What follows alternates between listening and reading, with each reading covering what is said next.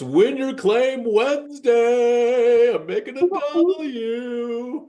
You know what time it is? You know what that means actually is we're celebrating our victories, which sometimes we don't do very well, but I want you guys to know that this one was freaking awesome.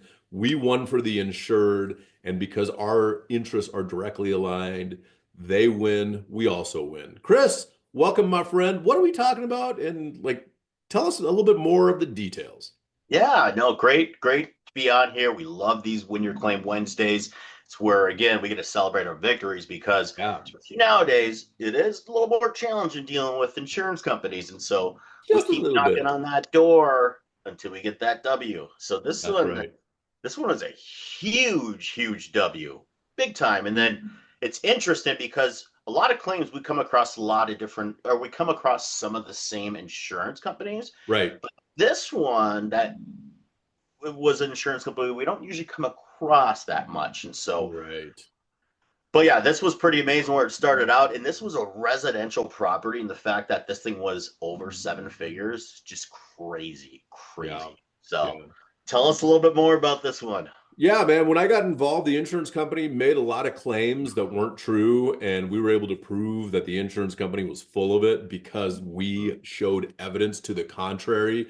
And they're basically like, we're not going to pay that because of this. We're like, actually, you're wrong. Well, we're not going to pay for this because of that. Well, actually, you're wrong. And we have proof. It's not just like, oh, well, we think you're wrong. We're like, dude, look at these dates. Look at when you paid the claim. Look at what happened previously. Look at what's happening now. And we just had to weave in and out. They would throw a freaking landmine and we'd be like, oh, we got to watch out for that.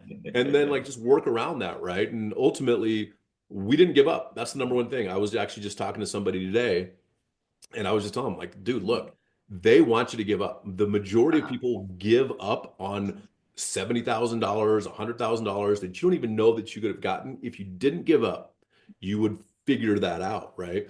But ultimately, the insurance company came back, pushed back. They forced us to jump through all these hoops, back and forth. Just it was very intense.